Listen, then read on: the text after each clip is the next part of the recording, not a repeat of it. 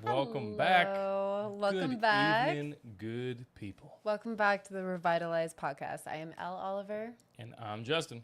We are so happy to have you here, guys.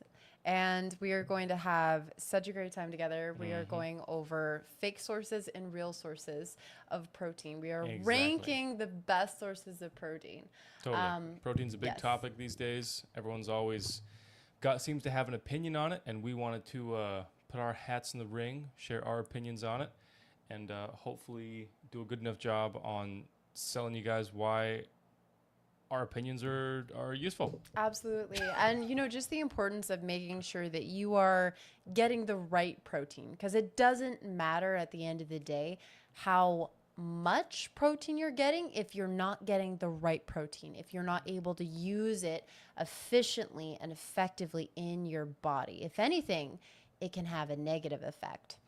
And before we get started, we also, of course, want to be grateful and go ahead and thank our generous donors for contributing Absolutely. to our Thank you, Revitalize Our donors. World project. Thank you guys so much. Appreciate you guys a bunch. I mean, the stuff like this, the podcast, the workshops, like all the free public stuff that we do, we're only able to do it because of your guys' support. So we thank you so much, and you're really helping us to get our mission with all this public stuff is just to make health education accessible and readily available for everybody.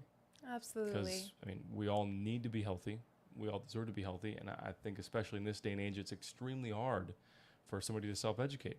Yeah. And you'd think it'd be easier than ever with all the abundance of information. But actually what we've seen is that makes it harder because there's so much stuff to sift through. And if you don't have a solid foundation for what you know or what you believe when it comes to your health, it's really, really, really hard to tell whose opinion is right, especially when every opinion says the other guy's opinion is totally wrong. Yeah. So we thank you guys a bunch. Thank you so much. We couldn't do this without you. All right, let's jump into it. Okay, so number one, the king of the hill S tier protein is going to be pasture raised eggs.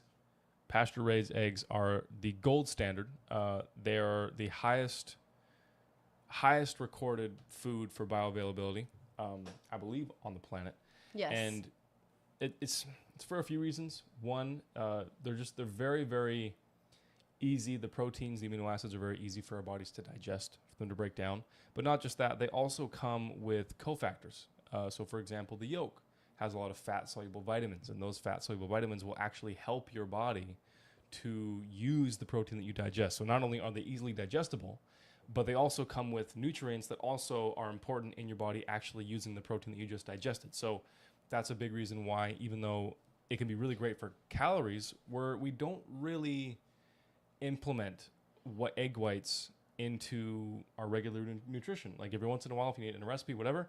But almost always, we're big fans of the whole egg, because when you eat food in its most natural form, almost always it's better for your body, right?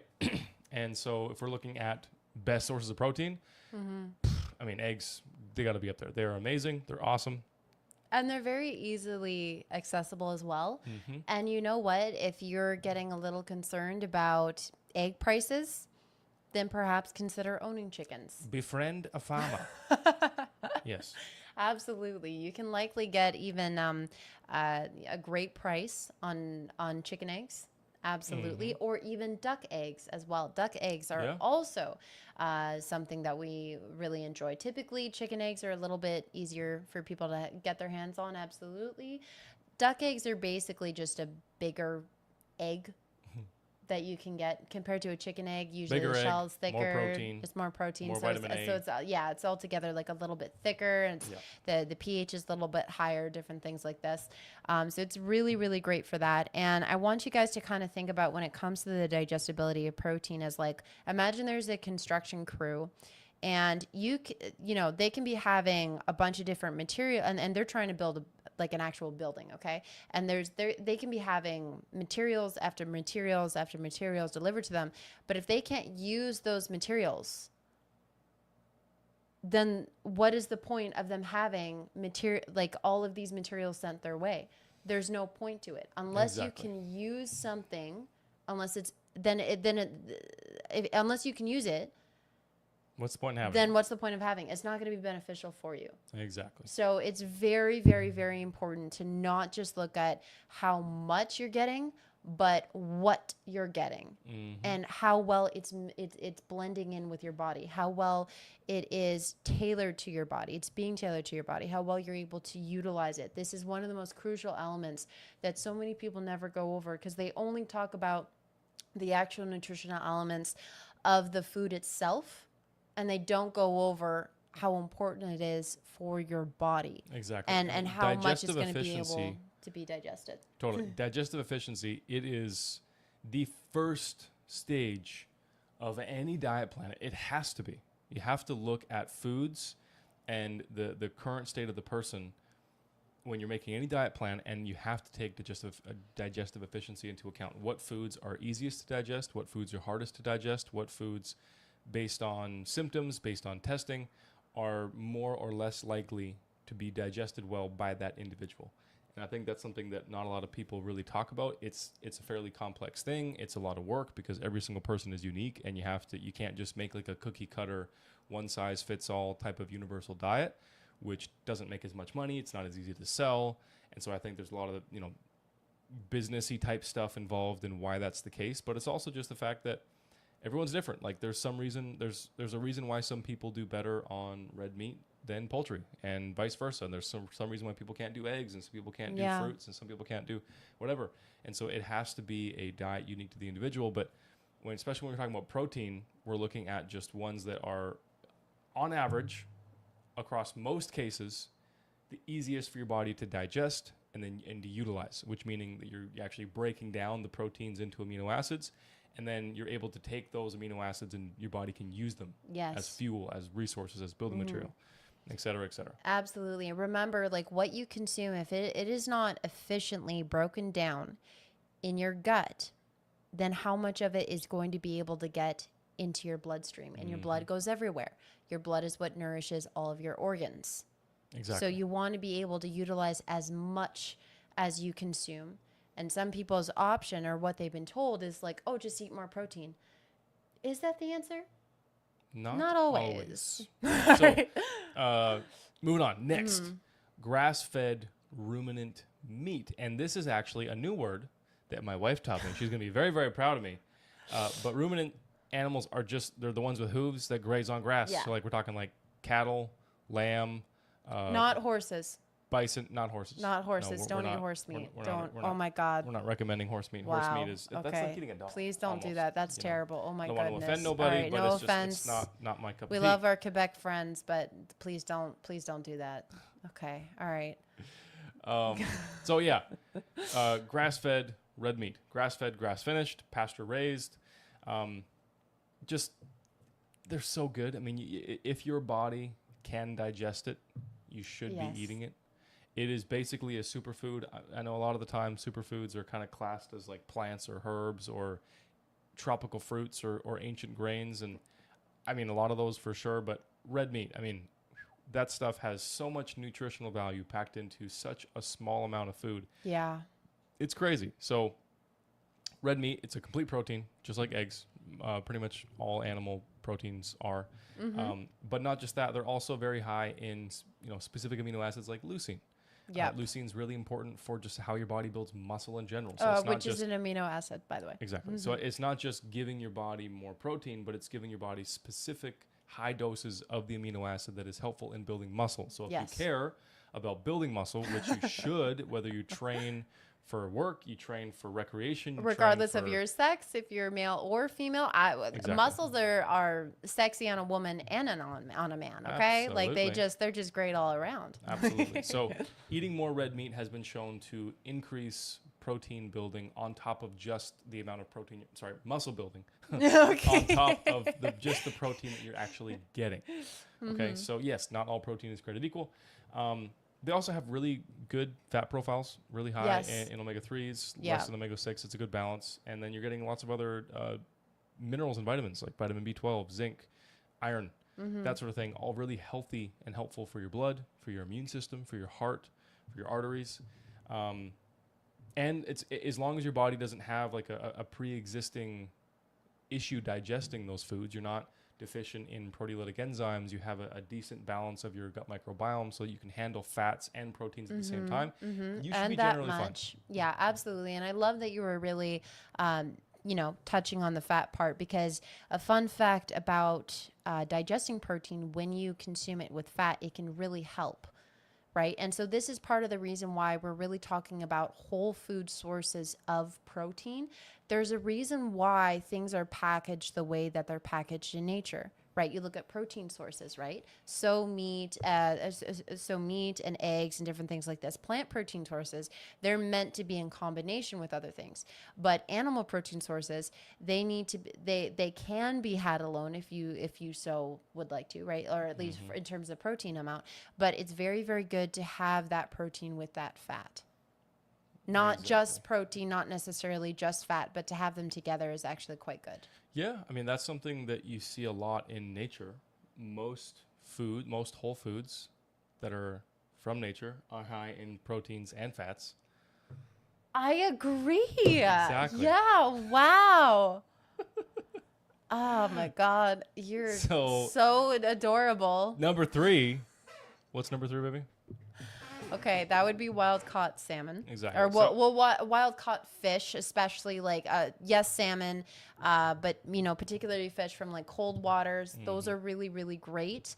They typically can be less polluted, and also smaller fish. So like sardines and herring and different things like this. On top of this too, when you look at fish that are smaller, or maybe they don't have the longest lifespan, this kind of idea, they have less time to accumulate more problems. Exactly. So less that's heavy metals, that less like mercury, it's just less pollution. Guys, look, we live during the most polluted, toxic time in human history. Okay, so we have to take certain things like that into account. But fish is still very, very healthy for you. In fact, there's even been studies where even pregnant women, when they consumed fish, despite the fact that yes, there's pollution in our waters and stuff, the benefit from like the omega-3s and every other type of nutrient that is very well saturated in fish is so vital for fetal development, and for people in general, that despite anything negative that could come with it, and there's negative things that come with any other kind of source of nutrient, regardless if that's protein or plant.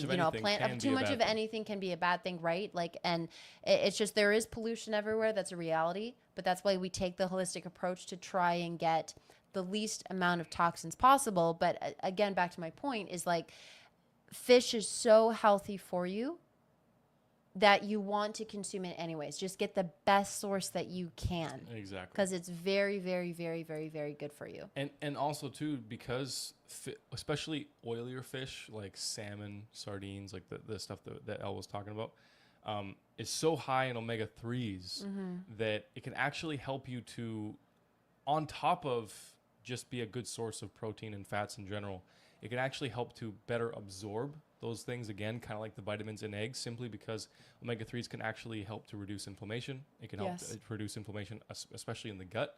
And your gut is where digestion happens. So if you have less inflammation, digestion is just naturally going to be better. It's like if you don't have a sprained ankle, you can automatically run a lot faster. So because you're having extra nutrients that, again, go in with the protein and aid in digestion, protein also gets up and gets more digested and gets more used because your body is healthier overall. That's a great thing. That's a really common theme you'll see with a lot of the foods on this list. Yes. And a lot of the time, honestly, the lower ones, outside of just the fact that usually they're processed, it's also because they don't have those cofactors that aid in digestion. They often come with issues that impede digestion, that make it worse. Not a good thing. Yep, absolutely. Okay, number 4, fermented or raw dairy. Oh my gosh, I love it. It's so tasty, you guys. If you haven't had more like fermented dairy, if you can digest it well enough, and one of the best ways to really adapt to a new type of food, because maybe you've only had pasteurized before. If you have access to good quality, okay, the sourcing is extremely important. And it's not just the type of food you're eating, right? But it's how well it works with your body and the way you're sourcing it, how the health of the cow, the goat, the sheep, the water buffalo, whatever squirrel. floats your boat. Whatever floats your boat, right? I don't know if that'd be considered. Yeah, no, let's not do that. That's like eating horse meat. Like, just because it has hooves doesn't mean. Who brought horses into this? Okay, I no, don't but wanna you know brought the horse. squirrels into this. Who said squirrels? Okay. What are you talking about? Anyways, it's great if you start with a small amount, and you can even have a small amount in mix in with something else. But having a small amount at a time to have your gut more, like, get more used to it is something that's wise. You know, it's great to start small and then build your way up. Small portions, frequently. Yes. If you eat in small amounts, and you do it on a regular basis, it's much easier for your body to relearn. Mm-hmm. Sure. Absolutely. Absolutely. Yes. Not just that, but also, especially if you get fermented dairy, the fermentation process will help to break down a lot of the proteins and the sugars in the dairy itself.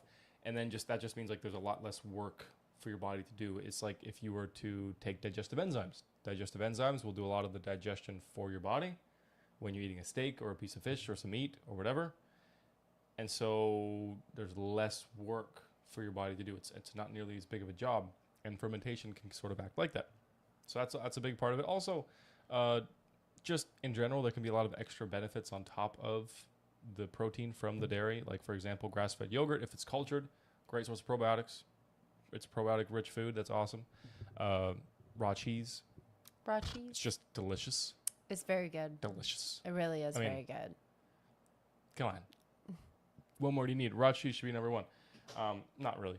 It's also, high. No, eggs are number one. Eggs Babe. are number one. It's also high in other minerals, calcium, iron, vitamin K, And that sort of thing. Again, back to the bioavailability, right? So how available it is for your body, for your biology, right? Is when it's raw, when it's fermented, this will really help your immune system. This will really help your digestive system get the most bang for your buck, essentially. So that's your time, that's your money, that's the cost that your body has to, essentially pay with, like, to digest food, because it takes energy for your body to digest food. It actually takes Especially a good protein. deal, especially protein. Protein's it's the biggest amount of work for your digestive Yeah, system. like, we are essentially protein. We're essentially made out of protein in a lot of ways. Other things too, but a lot of it's Some one of the more than biggest. others. It's one of the biggest components of our actual biology. So we have to. No, I agree, baby. Your muscles are huge. I know. Yeah. So we have to make sure that. It's a blessing and a curse. I know, honey. It's okay. So we have to make sure that the protein we're getting, we can digest very, very, very well. Mm-hmm. Yes. Okay. All right. All right. So the next one on the list Number 5. would be poultry. Uno, Organic poultry. 1, 2, 3, 4, 5. Cinco. Cinco. Un, deux, trois, quatre, cinq. Cinco. How do you say it? Cinq. Cinco, cinq, 5. The ReVitalized podcast just became bilingual. Oh. We're going worldwide like Pitbull. Right. Eventually we'll speak more languages. But anyways, for now, you guys will have to settle with just our anglais. Anyway, so organic poultry, pasture raised. Pasture freaking raised. Okay, not free range. Free range Pasture don't mean raised. nothing. Pasture raised. Pasture raised doesn't really mean that much all the time either. But yeah, that's true. It's but it's the best. best. You get the best that you can get. Exactly. Yeah, it's more likely to be true than free range. Yeah. Or what's another couple ones for eggs and poultry? Cage free, free, like different things like this. Because guys, I don't know if you've ever seen chickens before. Cruelty free. Cruelty free. Yeah. Means Okay. All nothing. right. Sure. What Yeah. does What's your cruelty mean? definition of What does cruelty cruelty mean? exactly, sir? Anyways, Exactly. here's the thing, and we're not out here trying to blame farmers or anything like this. A lot of times, farmers are actually really put between a rock and a hard place. Oh yeah. Where they don't have much of record, a choice to make better, greener, cleaner ReVitalized decisions. Academy, Yeah. ReVitalized podcast. We love farmers. We love farmers. They're We the backbone of our support country. farmers. Yeah. We are all for farmers. We love If you're a farmers farmer, so much. I'm probably Bless gonna like you. Thank you for your service. Anyways, but if you've ever seen a bird, okay, so like a chicken or a turkey or a duck, they're kind of gross. Those are birds. Those That's like what those ones are. we eat, right? Not other ones. Okay? Those they're kind of gross, okay? So if you think about the way that most chickens are raised, and when we're talking about the way that most chickens are raised, we're talking about chickens that you find at Walmart. Okay? You don't want to eat chicken from Walmart. Not just Walmart. Not just Walmart, but you guys get the gist. Like commercial, cheap kind of. See what I did there? Oh, sorry. That was good. Cheap, That was good. like different types of poultry. Yep. Okay. These birds will stay in darkness and be crapping all over each other for their entire lives. They're literally raised in an environment of fear. Not good. That is not the kind of food that you want in their body. Nope. That you want in your body. It's not the kind of protein I want to build my muscles off of. Exactly. That's actually so funny. Do you want to gain muscle through the sacrifice of abused chickens and unhappy chickens and cows? Or do you want to build muscle off of happy chickens cows. and happy cows? Okay. So, I approve this message. Exactly. Listen, guys, it's the circle of life, okay? But they don't have to be tortured their entire dang little chicken or little cow lives. So why Pray tell. is organic pasture-raised poultry good? Why is it a good source of protein? Simply because it's typically a lot leaner than the red meats, than the fishes especially. We're also totally against like psychopathic methods of, from farm to fork methods. Well, not raising. Yes. Of raising and desecrating animals. So. But as far as digestion's concerned, as far as why we're ranking the poultry where we're ranking it on a list of good sources of protein, if we take the human element out of it, and we're just talking about the food. The food part, the ingredient part of it, of course. Typically, poultry, chicken, turkey, duck. Yes. Maybe not duck quite as much, but still duck. Are lower in fats. Quack. High in protein, lower in fats. Yes. So if somebody has any kind of digestive issue with fat, with protein and fat together, typically if they have a hard time with red meat, they'll have an easier time with poultry. Yes. So that's just to give us some options there. It's also, they have different forms of certain nutrients than red meat do. And so if you know anything about the way that we believe when it comes to nutrition, we're really big fans of food variety. Right? Because it's different levels of amino acids. Even though they're both complete proteins, they still have different amounts. And that's important to consider, right? Because those different nutrients, they impact your health in different ways, and they can really benefit people in various ways. Just like how Justin said, with people who maybe need more protein than fat, they need a little bit less fat in their meals. Then that's why chicken may be a little bit easier for someone to choose over beef. Yep, exactly. Right? So these kinds of ideas, and it's all based on the need of the person and what amino acids they need more of, or macro they need. You can also get similar effects with a leaner cut of red meat, and it can still show improvements in digestion if you're having issues with red meat in general. But it's just, if somebody is counting their calories, if somebody is on a really hard weight cut, if somebody is rebuilding their digestive system in the process, and they need something that's easy, that's fast, that you can get high amounts of protein from with fewer calories, and the digestion doesn't take as long because there aren't also a bunch of fats along with it, poultry is awesome. Poultry is great. I mean, even if you don't have those things, just for the variety's sake, eat red meat and poultry. Why not? Go for it. Absolutely. And a little fun fact, because of course, when it comes to poultry, you have to fully cook it, right? It's not like steak where you could do like medium rare medium, dehydrated, like this kind of idea, right? Always eat something raw when you eat something cooked. Yeah. This is something Bonus that's points very, very important. if that raw thing is fermented. Yes. All right. Okay, number 6. Legumes, a.k.a. lentils, peas, beans. Are there any other categories in legumes? Lentils, peas, beans. I think that's everything. Let's keep going. I think You- that's I it. think I think I think the point was made. You guys get the idea. Yeah. And typically, legumes, they're a bit lower on the list. They're still fairly high in protein, but they're lower on the list because unless you mix 2 or 3 of them together, you're not going to get a complete protein, which means that you're not going to get at least 9 of the essential amino acids. Yes. Sometimes they come in with more than 9. They're just not some of the essential ones that we need. They're also some of the ones that the body can synthesize on its own, or mix a couple together and make them on your own, so you don't need them from your food. And also because unless they're sprouted, unless they're soaked, unless they're fermented, they have natural digestive inhibitors, enzyme inhibitors. They have phthalates, they have lectins, different things like that stop those foods from decomposing and breaking down in nature. So there's a process, right, to deal with raw meat. There's a process to deal with eggs. There's a process to deal with dairy products.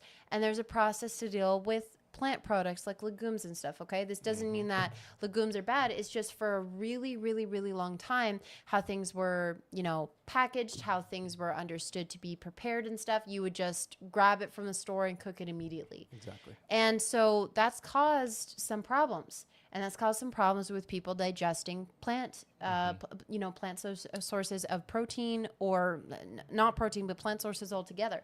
Plants are not the enemy, but there's a procedure, there is a process to how we prepare them and how we digest them, okay? Exactly. The same thing happens with animal products. For sure. I mean, animal legumes foods. are actually one of the foods that we can use to sort of test and gauge where a person's digestive system is at, based on like if they have any indigestion, if they get tons and tons of bloating. All that, like you should be able to eat legumes without a problem. Most people should be able to eat beans and lentils and peas without having to sleep on the couch because nobody can smell to be around. Again, those start small. Yeah, start small, just like with the dairy. Okay, Absolutely. Start small, because if you haven't had them in a long time, you might notice some vapors. Okay, so you might notice some vapors. Some vapors. But also too, legumes are still a favorite of ours, even if they're not quite as good on the scale for protein. They're good in other areas because they typically come with a higher amount of fiber. And those fibers can act like prebiotics. If you don't know what prebiotics are, that's just food for your probiotics, the bacteria in your gut, the good beneficial bacteria in your gut. And that's a really great thing, because if you know anything about what we believe that your gut microbiome is super freaking important. And so if you can feed the bacteria in your body with the food that you're eating along with nourishing your own body, that's a win-win-win. So we like legumes a lot. Elle makes a mean chili. Oh my God. If you can eat legumes, if you don't have any issues currently eating them, do it more. If you do have issues eating them, then let us know and we can help you figure that out, because we've had people that have really, really, really bad digestive issues going on. Like we're talking like 5 foods they can eat without, going to the bathroom or going to the bed. Yeah. And so, and make it recovery, right? And listen, you don't have to like beans or legumes, okay? But you should be able to make them digest like them. she does, Okay. you will. Okay. And then just the little tips with that. So when he was talking about the soaking part is very, very, very important. So you want to soak them overnight, okay? Like let's say you want to rinse them first. All right. They've been in a factory. You got to rinse them. Just like how you have to clean your vegetables and you have to wash your meat, right? Like you got to wash your food. You have to wash your food. If you're not washing your food, you're making life a lot harder for yourself, okay? So you have to rinse everything. You have to wash everything. And then everything. Okay.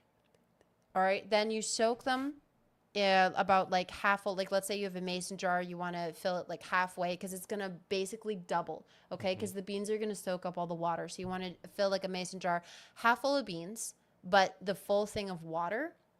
And then make sure that it's not, like the lid is not totally sealed in case the beans go a little bit higher, because you don't want it to explode in the fridge. That would be a little embarrassing, right? And on top of this too... I mean, you don't got to be embarrassed around us. We're not going to tell anybody. But if you can avoid it, it's not a bad thing. Exactly. But you're going to want to do that. And this is going to cut down on cooking time.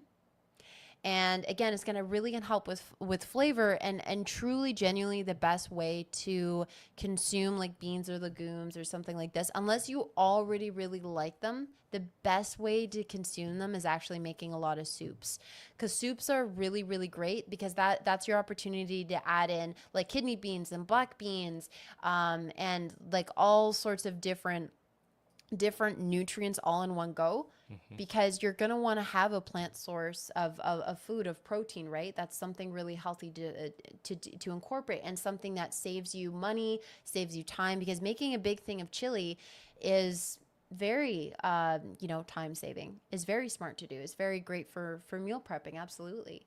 And so really, with you already have to combine a bunch of different sources all together when it comes to plant protein anyways, so finding a way to do some kind of soup or chili, or mixing and matching, then that's a great thing to do for sure. Absolutely.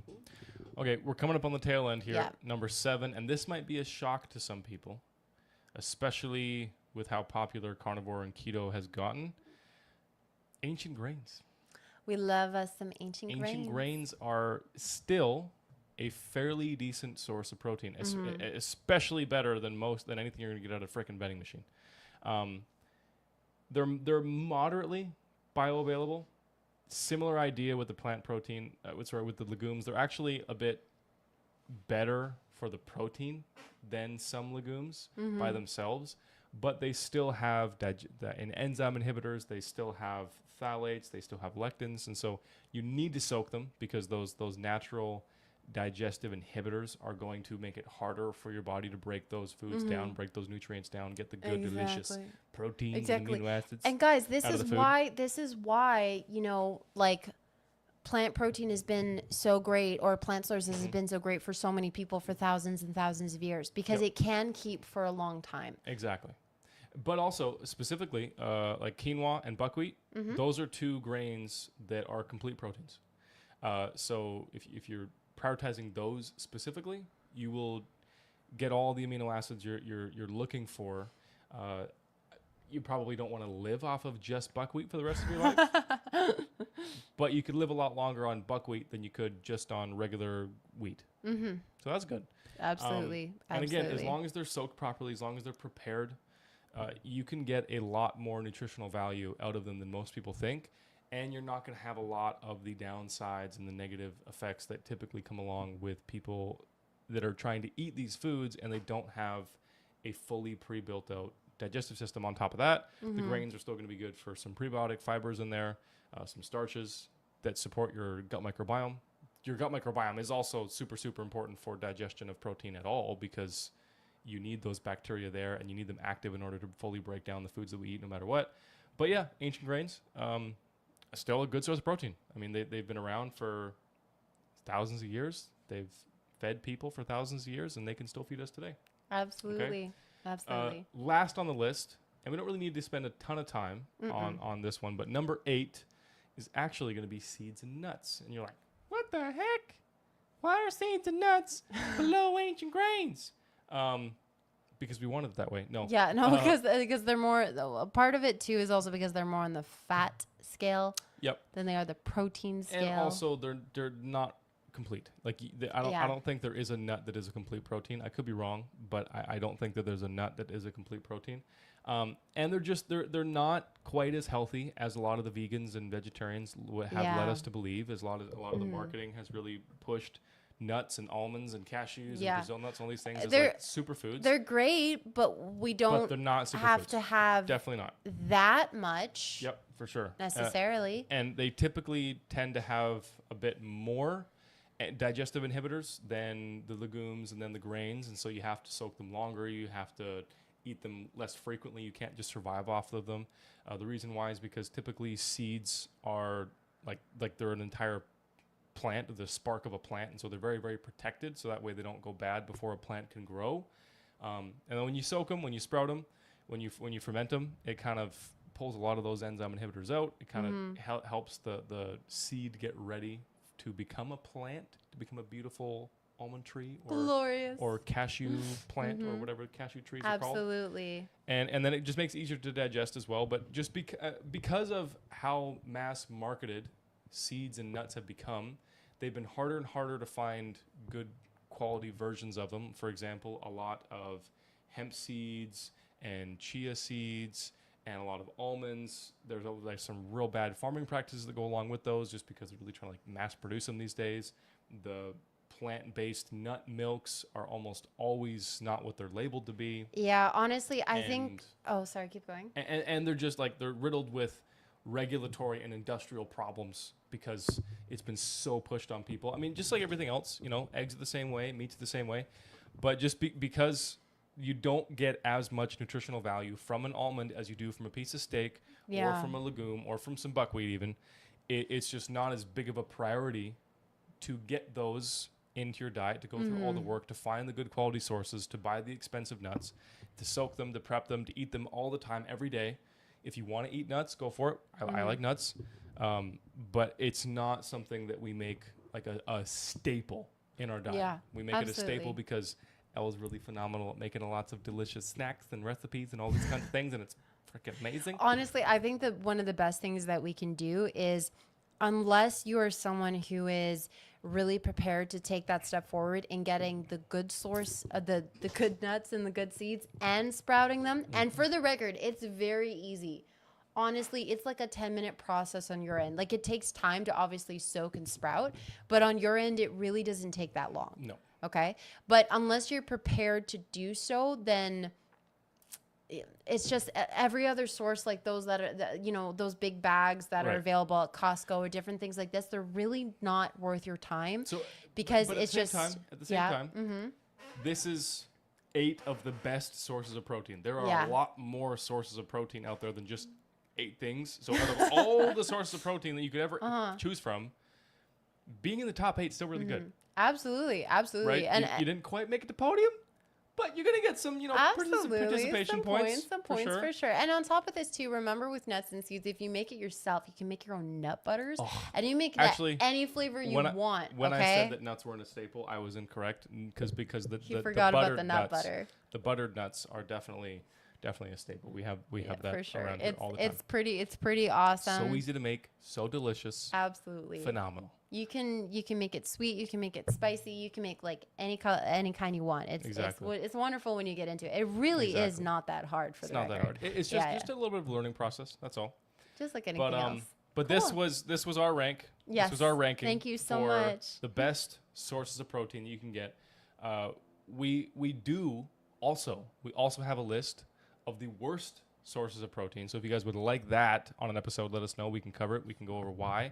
This is bad. This is bad. This is bad. And we can just make fun of a bunch of stuff together. It'll be great. It'll be so much fun.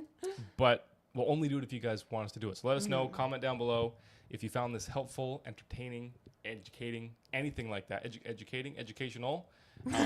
Then let us know, please. We really, really want the podcast to be successful. We want it to be successful because it helps people. And if it is helping you in any way, let us know, because that helps us know what is good, what is maybe needs to be a little bit better. Let us know what you liked, what you didn't like. Comment, share it with somebody that's going to help. And thank you all for tuning in. Thank you guys for everybody that watched live. Thank you guys. We appreciate you guys. We're tuning in here every Tuesday at 7 p.m. Eastern Standard Time. You guys have a great day. Absolutely. And God bless you and your families. All right. Till next time. Bye, everybody.